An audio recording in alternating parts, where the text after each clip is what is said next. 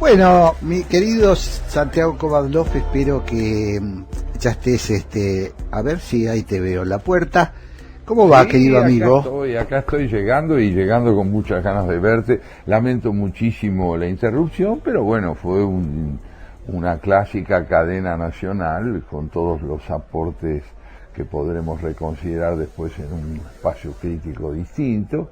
Que se supone que hizo el presidente de la República, pero lo que hoy me trae a tu lado, además de esta sed, que Abelardo Castillo decía: el que tiene sed, así tituló a su biografía, el que tiene sed. Claro. La sed que me trae no es, sin embargo, la del alcohol, sino la de contarte algo que quizá te interese. Vos sabés que yo me debía a mí mismo ordenar un poco mi biblioteca, sobre todo la parte de filosofía, que estaba no solo algo desarreglada, sino fundamentalmente confundida. A mí me encanta tener los libros cronológicamente ubicados por época. Y encontré entre mis libros uno que acá lo tenés, mirá.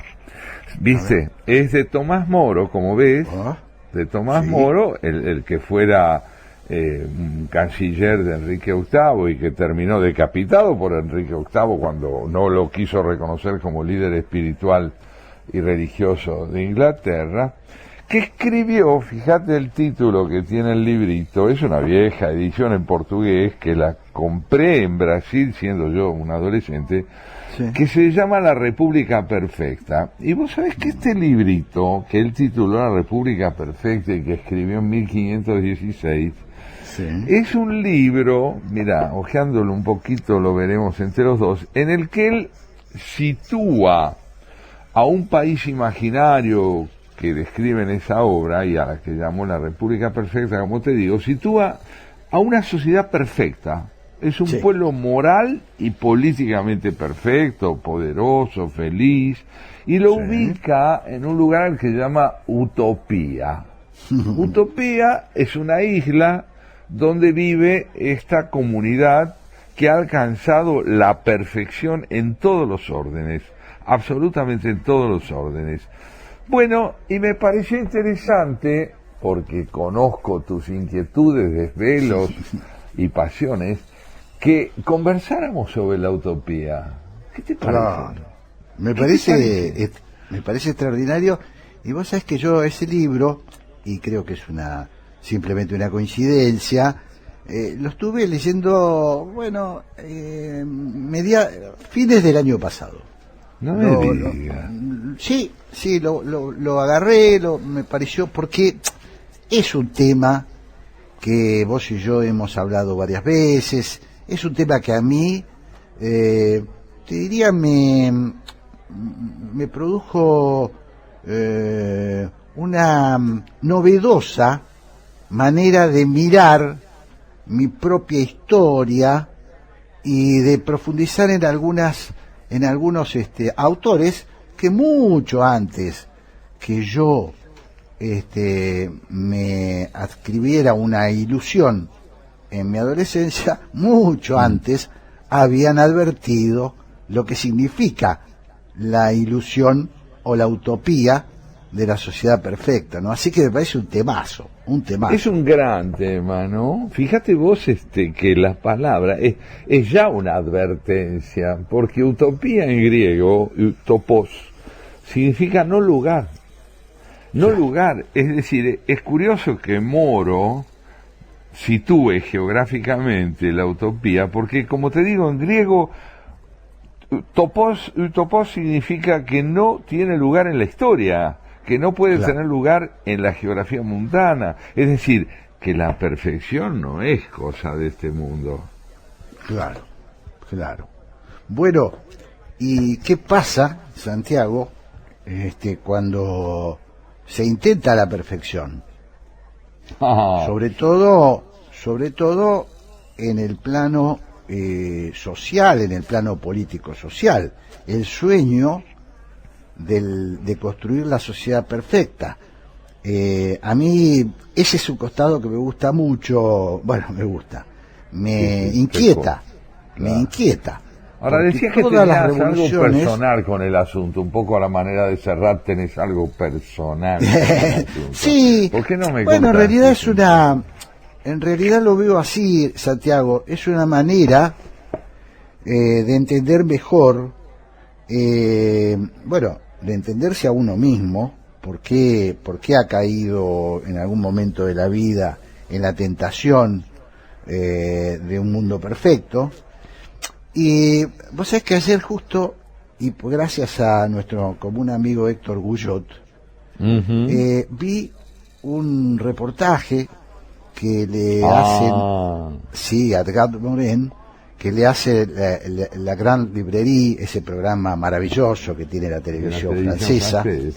Sí, bueno, entonces, justamente Edgar Morin habla de la diferencia entre ilusión y esperanza. Y él dice, le pregunta al periodista, que dicho sea de paso es un periodista impresionante, de una cultura avasallante, le pregunta, ¿y usted sigue haciéndose ilusiones? Y él medita un segundito y dice, no, yo creo que la ilusión yo la abandoné cuando abandoné el Partido Comunista francés y escribí mi libro Autocrítica, que es justamente la forma de destronar la idea de la ilusión en la política, ¿no?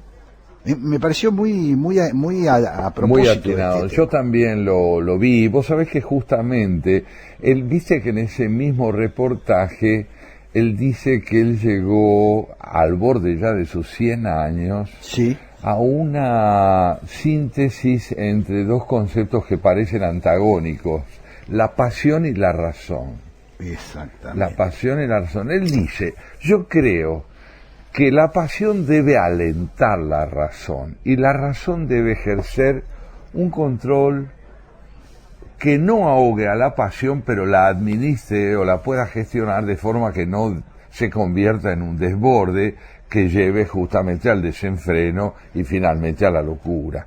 Entonces esta reconciliación entre razón y pasión para mí es la antítesis de la utopía, porque en la utopía hay un sueño que no admite condicionamiento, claro, que es esta idea de alcanzar la perfección al costo que fuere, suponiendo que es posible que una redención que la religión plantea a veces como propia de un mundo venidero o de un mundo extraterrenal tenga lugar en esta tierra. Claro. Bueno, profundizando en esto, que por supuesto otros autores, como decíamos antes, lo han hecho hace mucho tiempo, incluido Edgar Morin. Yo, por ejemplo, me topé con un autor, un escritor, que se llama Evgeny Zamyatin, que escribió un libro, Nosotros, en el año 1921. Es un libro de ciencia ficción, donde este autor ruso soviético y revolucionario. Y sí, es decir, 21, imagínate. Claro, pero yo quiero decir, él suscribió la idea de la revolución, acompañó el proceso que había encabezado Lenin, siguió durante la época de Stalin, lo marginaron, lo persiguieron, y este libro, Nosotros, que es de ciencia ficción y habla de una sociedad perfecta, este libro nunca se publicó, por supuesto, en la Unión Soviética, se publicó 40, 50 años después en el exterior, cuando ya este autor, que había sido un revolucionario importante, Zamyatin, se pudo radicar en Francia, es decir, le hicieron una concesión que Stalin no le hacía a mucha gente, que en lugar de matarlo le permitieron irse, ¿no?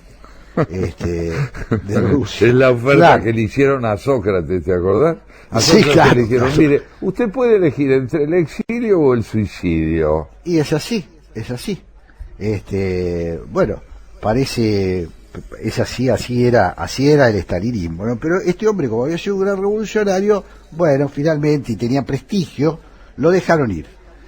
Ahora, esta a mí me impresionó mucho porque 1921, en pleno proceso revolucionario ruso, él describe una sociedad que en el intento de ser perfecta convierte la utopía en distopía, en el reino de la violencia, en el reino de la, bueno, en el reino del revés, como diría María Elena Walsh. ¿Cómo? En el reino del revés, como diría María Elena Walsh. Exactamente. Es lo contrario de lo que se presume que encarna la idea de la perfección. Y yo tengo, como vos y como este autor, sin duda, siguiendo tu descripción del libro, esta convicción, ¿no? El ideal de la perfección, te diría que responde en el fondo a una voluntad de inmortalidad, de escapar a nuestra finitud, de no caer en el error, de quedar exceptuado de la duda, de no vernos obligados a preguntar antes que a responder de manera presuntamente acabada, es decir, a una profunda, no solo indiferencia, sino repugnancia por nuestra propia condición humana como una condición que está inscrita en el campo de la insuficiencia. Claro. Qué bien lo dice Edgar Morin, ¿no? Cuando dice, tenemos que entender que somos contradictorios. Tenemos que aceptar que es nuestra condición ser contradictorios. Porque allí es donde se ejerce, si uno parte de esa presunción o de esa convicción que es somos contradictorios, se está al mismo tiempo pudiendo decir somos perfectibles. Somos perfectibles quiere decir podemos llegar más lejos de donde estamos, aunque no lleguemos nunca a donde la utopía entendida como un horizonte anhelado nos promete que podríamos llegar, ¿no? Y esta reconciliación con la imperfección es también la reconciliación con el tiempo, por oposición a la idea de una eternidad inamovible y suficiente, donde ya no cabe sino gozar de la plenitud que habríamos alcanzado, ¿no? Hay algo, mira, tan antiguo, repasando también, ¿no? Lecturas, ideas. O sea, es que en la mitología griega hay un hecho notable. El hombre que es hijo del tiempo, el tiempo ha sido exiliado a la tierra justamente, o ha sido depuesto, Cronos ha sido depuesto por sus hijos, entre ellos Zeus, ha sido depuesto, condenado a vivir en el exilio, se lo condena a vivir en la tierra, y tiene un hijo con la tierra, con Gea. Ese hijo se llama Epimeteo, el hombre, es el primero que nace afuera, o sea, en el exilio. El hombre está exiliado de la eternidad. Al estar exiliado de la eternidad, no se resigna a ser hijo del tiempo y aspira a conquistar el Olimpo, es decir, esa presunta plenitud que reinaría en los cielos. Y con tal de lograrlo, fíjate vos, está dispuesto a llamar a Zeus, el padre de los dioses. Pero Zeus no es el padre de los dioses. Zeus proviene de otros a los que él, de los cuales él es descendiente, y que han derrocado a sus respectivos padres para quedarse con todo el poder. Pero el hombre, con tal de acceder a esa presunta eternidad, está dispuesto a mentirse y a mentir, a llamar eterno a quien no lo es, a llamar padre a quien no lo es, o padrecito, según la nomenclatura que vos conocés. Impresionante. Santiago, te propongo ir a una tandita, escuchar un poquito de música y seguimos hablando de la utopía, que siempre vuelve, por otra parte. Ahí está. Ese es un muy buen punto de partida para después de la melodía. Vamos. Bueno, y ya estábamos, Santiago, digamos, en tema de la utopía, y nos preguntábamos la vigencia. ¿Por qué la vigencia? ¿Por qué esa idea recurrente de los seres humanos, sobre todo con la impronta de la revolución, la posibilidad de la revolución. Es decir, vamos a cambiar esta sociedad por otra, vamos a tener un hombre nuevo, vamos a... bueno, este tipo de cosas que, aún en los fracasos, aún que siempre hayan terminado en distopía, se sigue repitiendo la idea, sigue estando como un plan de muchos. ¿Vos cómo lo ves eso, Santiago? Lo decís muy bien. Antes del corte decías, la utopía siempre vuelve. Y es cierto, ¿no? Uno no puede menos que preguntarse qué es lo que revela esa insistencia a lo largo de la historia, esa presunción de que es posible ponerle un punto final a la imperfección en el aprendizaje para instalarse en el saber definitivo, ¿no? Yo te diría, tal como aquí podemos más o menos resumirlo, es un afán de totalización, ¿no? Que se expresa en las autocracias, en las dictaduras, pero también en la intransigencia de los dogmas, en el empecinamiento de los prejuicios, y se lo puede combatir y se lo debe combatir, pero como bien señalas, difícilmente se lo pueda derrotar de una vez por todas, porque ese sueño de redención definitiva que nos pone a salvo de la imperfección, del aprendizaje y de la duda, pareciera responder a una demanda estructural de la existencia, más allá de cualquier latitud histórica o de cualquier momento histórico, una insistencia tremenda en dejar de ser lo que somos, que es precisamente probables, ¿no? El hombre es un ser posible, quiero decir, puede construirse, puede desplegarse como proyecto, pero no puede graduarse en perfección. Claro. Es muy importante lo que estás diciendo, y yo creo que a mí una de las cosas que más me cuesta entender, que más me obsesiona y que vuelvo una y otra vez, es por qué el hombre no puede aprender de su experiencia.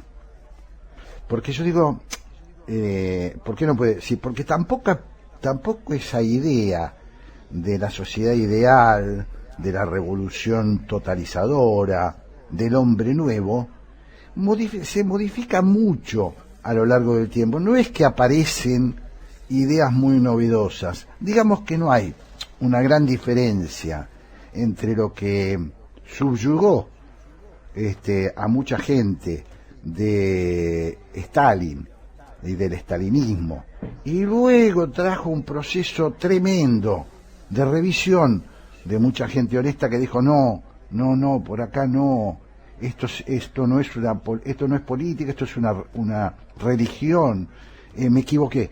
Y sin embargo vuelve otra vez a intentarse, y fíjate Nicaragua, que ya hablamos la semana pasada, vuelve a intentarse, y otra vez aparece un señor que se propone como Dios. Ahí tocaste un concepto que me conmovió mucho. La palabra que usaste fue religión. Y yo creo que nuestro amigo Lori Sanata está empeñado en mostrarnos cómo en la presunta transición definitiva de la hegemonía de las religiones que precedieron al final de la Edad Moderna con la Revolución Francesa, precedieron a esta secularización en la que se empieza a vivir a partir de fines del siglo XVIII, esta secularización creciente. En esa transición, digamos, del mundo religioso al mundo secularizado, hemos comprobado y podemos ver qué falsa es la idea de que algunos conceptos que tienen sentido dentro de las religiones, como el concepto de redención, de trascendencia, la noción de la posibilidad de que haya una vida después de la muerte en la que el espíritu encuentre su paz definitiva y su perfección posible, cómo se trasladan a la sociedad secular encubiertos y enmascarados en nociones como revolución, como libertad absoluta, como hombre nuevo, y van minando al desarrollo histórico, van impidiendo que el desarrollo histórico se reconcilie con la idea de que el hombre es una tarea que no tiene fin, Claro. Es decir, que no está llamada a finalizar, porque la muerte no la corona con la perfección, sino con la interrupción de la tarea. Claro. Entonces creo yo que la religiosidad mal entendida, subvertida, perversamente concebida y trasladada al campo de la historia, hace con que esa insistencia por la que te preguntabas perdure aún en sociedades que dicen haber superado la primacía de lo religioso en favor de valores seculares. Claro, porque volvemos un poquito al inicio de tu conversación, de la conversación, Santiago. Sí. Cuando el hombre, en realidad, lo que intenta es reemplazar a Dios. Eso es.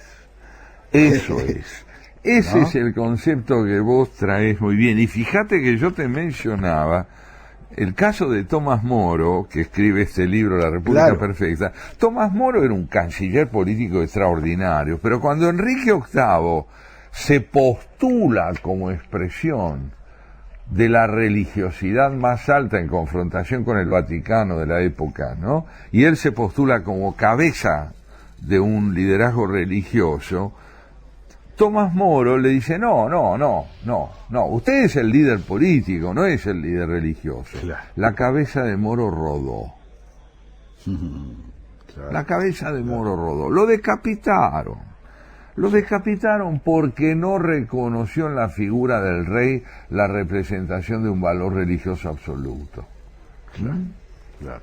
Es decir, hay una intolerancia enorme a veces por parte del poder político a su propia imperfección y a su propia insuficiencia. Por eso las democracias son tan saludables cuando se ejercen con espíritu constitucional y republicano, porque implican un debate permanente entre quienes, participando de la razón, no la tienen en forma absoluta. Claro.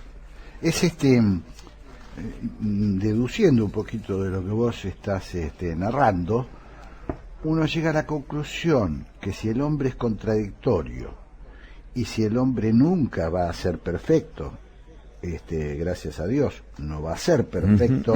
Gracias a Dios. Sí. Y sí, no va a ser Dios, entonces la democracia aparece como la fórmula menos mala, como decía el señor Churchill, de convivencia, porque es el sistema que te permite, primero, no avasallar el derecho del otro. Tengo un límite, me pongo un límite. Si vos te planteás una sociedad perfecta, no hay límite. Yo lo vi, vi muchas cosas en mi paso por ese proyecto utópico y luego por estudiarlo, ¿no?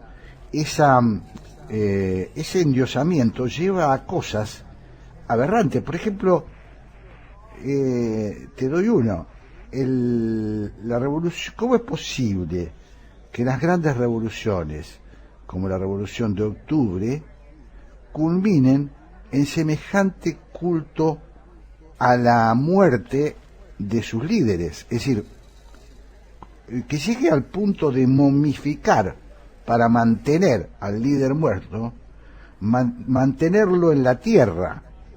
Así es. Y bueno, así eso es una disputa. A mí siempre me sorprendió, por ejemplo, todo el ritualismo en torno a la muerte que tenían los grupos supuestamente materialistas y agnósticos. ¿Cómo esa cosa, si la vida tiene fin, si vos reconocés el fin de la materia, la transformación de la materia en realidad? ¿Cómo es posible que tengas... Sí, lo decís bien, la angustia ante la propia finitud es tremenda. Vos fíjate, la Revolución Francesa, me estaba acordando, el 26 de agosto de 1789 se da a conocer la Declaración Universal de los Derechos del Hombre y el Ciudadano. Y los hombres que la redactan se degüellan unos a otros después de eso. La Revolución Francesa terminó eliminando a quienes la promovieron porque no faltaron en casi ninguno de ellos la convicción de representar la verdad de la revolución a expensas de los demás. Entonces, volviendo a esta idea de lo que significa un régimen democrático auténtico, es el único régimen, fíjate, yo estoy persuadido de esta convicción. El régimen democrático republicano es un régimen de sospecha. Está vertebrado sobre la idea de que el hombre aspira a hacerlo todo. Y porque quiere controlar ese afán de totalización, crea tres poderes que están llamados a controlarse y limitarse cada uno de ellos a los otros dos. ¿Por qué régimen de sospecha? Y porque el hombre quiere serlo todo. La democracia no parte de la idea de que el hombre es bueno, parte de la idea de que puede no ser tan malo. Y en esa misma medida, mediante tres poderes, judicial, legislativo, ejecutivo, controlándose unos a otros, puede atenuar la voluntad del totalitarismo que a veces empaña el ejercicio de cada una de esas funciones. Claro. Esto es lo que tiene de interesante, porque es un régimen que vive combatiéndose a sí mismo. Claro, claro. Qué interesante cómo lo desarrollás, ¿no? Qué interesante. Porque es profundísimo lo que acabas de decir. Es decir, como sabemos que el hombre no es perfecto, como sabemos que existe la contradicción, como sabemos que puede el hombre no ser tan bueno, afiancemos los controles entre unos y otros. Es un régimen que nos propone, cuidémonos de nuestras propias tentaciones, ¿no? Eso es, de lo que vos decías, de lo que Nietzsche decía, no sustituyamos a Dios o no creamos que esto es posible, dejémoslo ejercer su omnipotencia donde puede hacerlo y no pretendamos arrebatársela para reemplazarlo. Creo yo que esta es una enseñanza incluso bíblica. La Biblia misma ya nos enseña que los grandes profanadores de la fe han sido los que han querido encarnar lo divino, ¿no? Y llevarlo hasta un nivel de práctica que terminó ensangrentándolo todo justamente eliminando la vida del hermano. Vos sabés que también las casualidades, ¿no? Como yo siempre quiero traerte alguna sorpresa y alguna cosita que pueda. Hoy te voy a leer un poema que tiene mucho que ver con lo que estamos hablando. Es como una ciudad que de pronto representa el bien por obra de la locura de la guerra que pretende decretar la existencia de un vencedor absoluto, termina envenenando la vida del hombre. El poema es de Jacques Prévert, el poeta francés, que vivió entre 1900 y 1977, y cuya poesía es realmente deliciosa porque tiene una sencillez engañosa, ¿no? Aparentemente, mediante palabras dóciles, incursiona en una hondura conmovedora como esta. Mira, el poema se llama Bárbara. A ver. Recuerda, Bárbara, llovía sin parar en Brest aquel día, y tú ibas sonriente, espléndida, encantada, bañada por la luz de la lluvia.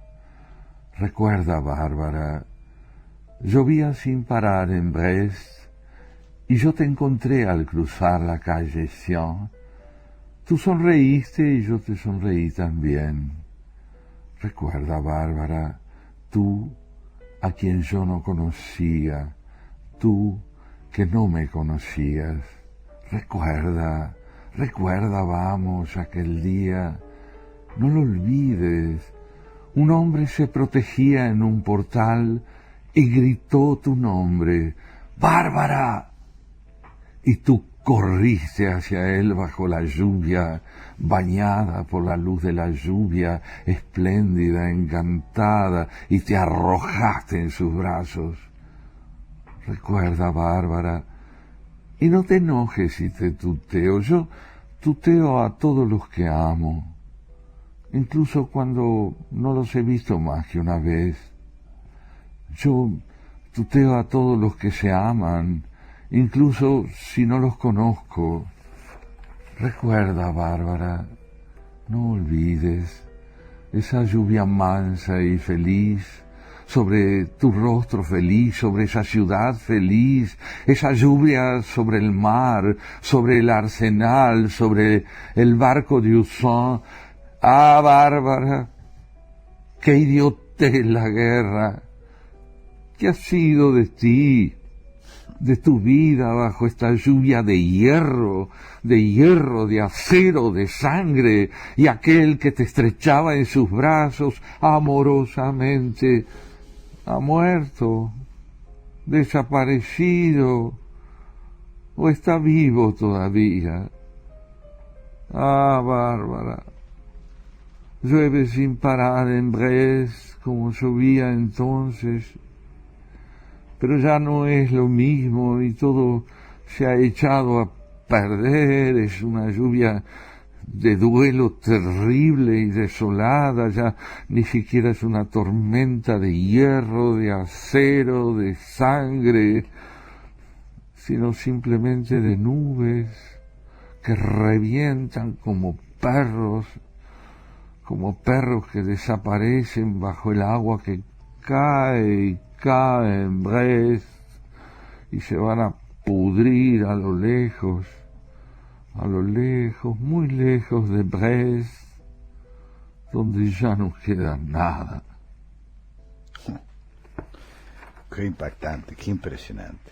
Como decís vos, con qué sencillez muestra la idealización y la realidad, ¿no? La otra parte de la realidad, la otra cara de la realidad, ¿no? Otra cara, ¿no?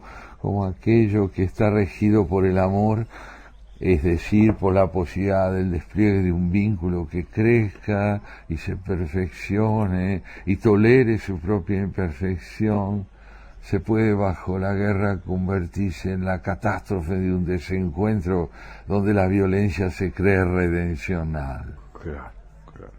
Que sí, lo veo muy ligado a lo que hablábamos, ¿no? Sí, porque sí, se me ocurrió que tenía mucho que ver y tiene mucho que ver por esta cuestión de cuando uno confunde los planos, ¿no? Los planos se confunden en realidad, porque están los dos. Está el amor, está la pureza del ser humano que la tiene, y está la otra parte. Si uno no ve esos dos componentes básicos que van y vienen, y pretende resolverlos, volvemos a la idea esa de la utopía que termina en tragedia, ¿no? Vos sabés que tan es así, que yo me imaginaba recién que uno, cuando se encuentra con otro por primera vez, debería decirle a aquella persona que conoce, decirle en plural, encantado de conocerlos. Y sí, es un gusto estar con ustedes, ¿no? Refiriéndose claro. a cada uno de nosotros, porque ese bicefalismo es irreductible. ¿Te acordás que Marx decía, yo no soy marxista? Claro. Entonces, ¿qué quería decirnos con eso? Yo no me idolatro. Yo construyo mi obra a los tanteos, vacilando, tachando, volviendo a escribir, tratando de perfeccionar aquello que me pareció inequívoco y descubriendo que era equívoco. Es decir, obrando como un pensador que sabe que su tarea es perfectible, infinitamente reformulable, ¿no? Y que todo gran creador, en cualquier campo y en las más sencillas de las actividades, es esencialmente antiutópico, porque sabe que la utopía es un estímulo y no un escenario posible donde vivir. Claro, muy lindo. Bueno, mi querido amigo, estamos ahí llegando a la hora de que entra nuestra amiga Graciela Fernández Mejide. Así que, si te parece, le vamos a un temita de nuevo y ya le abrimos las puertas de nuestro café, de este café también lleno de utopías, a la señora Graciela Fernández Vigide. ¿Lo ves bien? Un gran abrazo, claro que sí. Bueno, mi querido Santiago, en un día extraño, en un día de cadena nacional, donde tuvimos un programa recortado, pero pudimos finalmente despuntarle el vicio a este Café La República. Y ahora con un rock and roll a 1200 kilómetros. Eso. Recibimos entonces ahora, le abrimos la puerta a nuestros queridos amigos Graciela Fernández Vigide y Pablo Marmorato, que ya están acá. ¿Cómo va? Bienvenidos, amigos. Gracias por dejarnos entrar, porque afuera hace un frío loco. No, qué día, ¿no? Que acá, hoy le servimos un tecito en lugar de un cinzano. Dale, por favor. No una aceituna. No una aceituna helada. ¿Cómo andan? O un café con coñac también, ¿por qué no? Ahí está, ya sabía que usted ibas a salir con la tuya. No estaría nada mal, a mí esa beta me viene bien siempre. 4 cafés con coñac. Magnífico. ¿Cómo están? Bueno, un poco espiando, tengo que la verdad de lo que estaban diciendo al final. Mirá. Pero a ver, ¿cuál es el tema en el que vamos a discutir? La idea era compartir con ustedes esta reflexión sobre la utopía. Sí. Mira, una frase de Jorge que me resultó muy interesante. ¿Por qué insistimos en realizar lo irrealizable? Es decir, de darle a lo absoluto un lugar en la historia. Yo no sé, pero lo primero que me sale es ¿por qué no? Porque, a ver, si cuando uno dice, yo oí que vos decías hacia el final, te estaba espiando, cuando me presentan una persona, tendría que decirle, ahora, mucho gusto en conocerlos, ¿no? Porque claro, son más de uno. Claro. Y yo me acordé de una frase de Pichon Rivière, que hace muchos años decía con respecto a un paciente, a cualquier paciente que ingresara. Pichon Rivière era un psicoanalista que había roto incluso con lo tradicional del psicoanálisis. Y decía, cuando entra alguien a mi consultorio, no veo entrar una persona, veo entrar un grupo. Y el grupo es toda la familia, es todo lo que vos tenés detrás. Quien tome a alguien como un ser en sí mismo, con libre de toda influencia, se olvida de que por lo menos hay 2 familias detrás, pero además hay todo lo que viene detrás. Y yo creo que es natural que cuando uno siente, por un lado, las raíces, que a veces quiere conocerlas y a veces asusta conocerlas, al mismo tiempo esté pensando en una utopía que siempre es un lugar mejor, pero que en realidad concreta no existe. Claro. ¿Quién siente que la realiza entera? Bueno, ahí está, en realidad yo coincido totalmente con lo que vos estás contando y me pareció magnífico lo de Pichon Rivière, pero sabiendo eso, cuando se traslada esa idea utópica, esa idea de la perfección a la política o a la lucha política o a lo que se llama lucha revolucionaria, una y otra vez se repite el crimen y no deja de ser llamativo que se repita casi de manera similar. Es decir, no hay mucha diferencia entre Stalin y Ortega. ¿No? No, porque las ambiciones son las mismas. Claro. Ahora, en ambos casos, multitudes han sido atraídas por la idea de la sociedad perfecta, por esa ilusión que despertó, la revolución nicaragüense del 79, la revolución de octubre del 17, y se vuelve.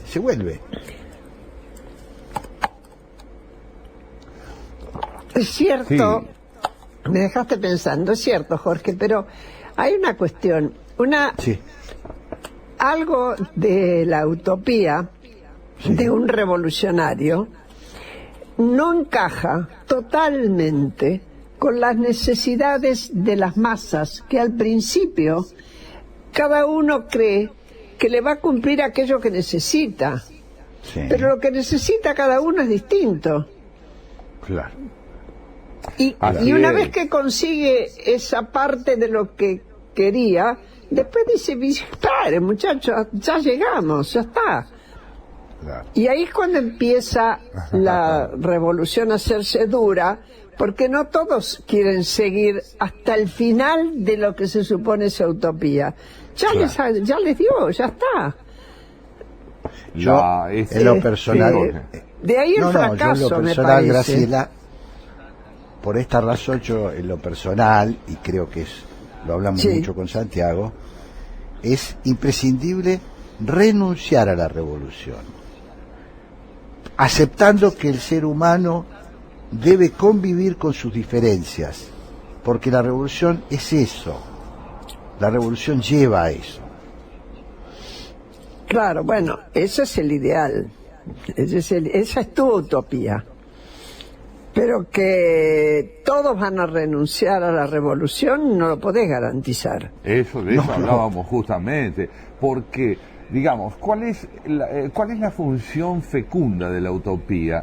Ser un horizonte que nos aliente a perfeccionarnos, a buscar nuestra posibilidad de crecimiento de manera incesante, a acercarnos siempre un poco más a lo que podríamos llamar la reformulación de la verdad, en lugar de quedar congelados en una visión estática de lo verdadero.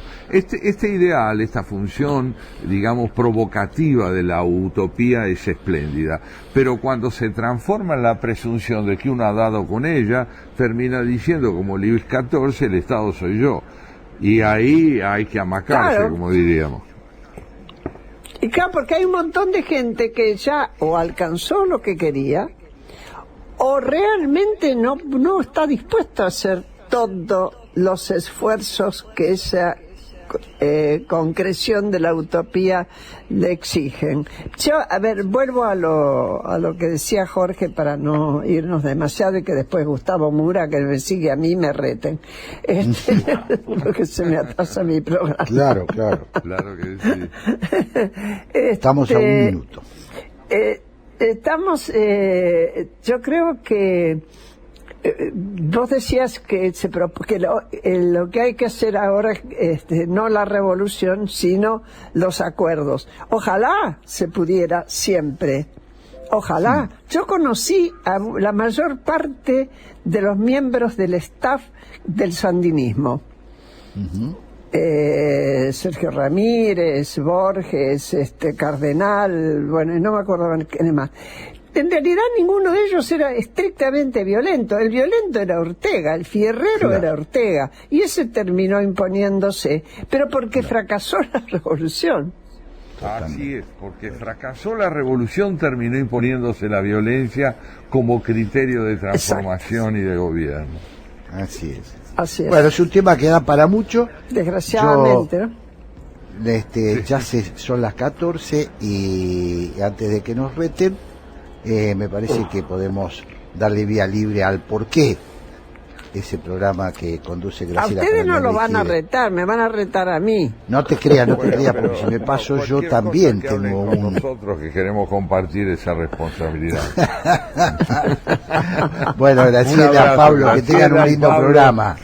Buen programa. Gracias. Hasta pronto. Chao, Santiago. Chao. Un abrazo grande. Abrazo. Chao. Adiós.